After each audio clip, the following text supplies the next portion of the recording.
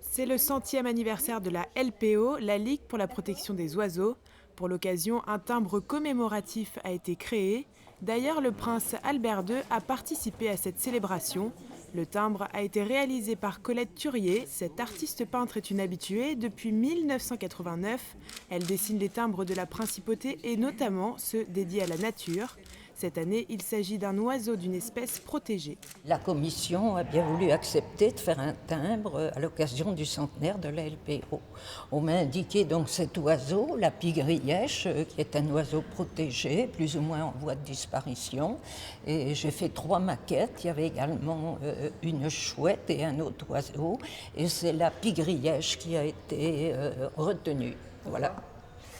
Parce que c'est un oiseau déjà qui est beau, mais enfin en plus qui doit être protégé, vraiment très protégé. Donc il faut en parler et le timbre est quand même quelque chose qui parle au public. Donc c'est cet oiseau qui a été choisi. La Ligue de la protection pour les oiseaux comptera à la fin de l'année 48 000 membres. C'est l'une des premières associations de la protection de la nature en France. La principauté de Monaco et son souverain, le prince Albert II, suivent régulièrement les actions engagées par la LPO en faveur de la biodiversité. Les missions de l'association varient du procès de l'Erika à la sauvegarde des oiseaux. La première mission, c'est la protection des espèces.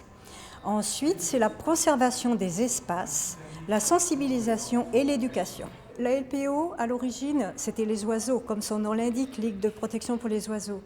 Mais maintenant, nous sommes ouverts à toute la biodiversité.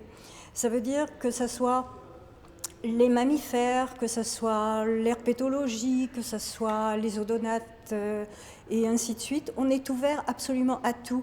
Donc la LPO maintenant, c'est pas seulement les oiseaux, c'est la biodiversité dans son ensemble. L'artiste Colette Turier expose en ce moment au Musée des timbres et des monnaies de Monaco. Jusqu'au 10 novembre, vous pourrez découvrir sa collection de peintures et de timbres.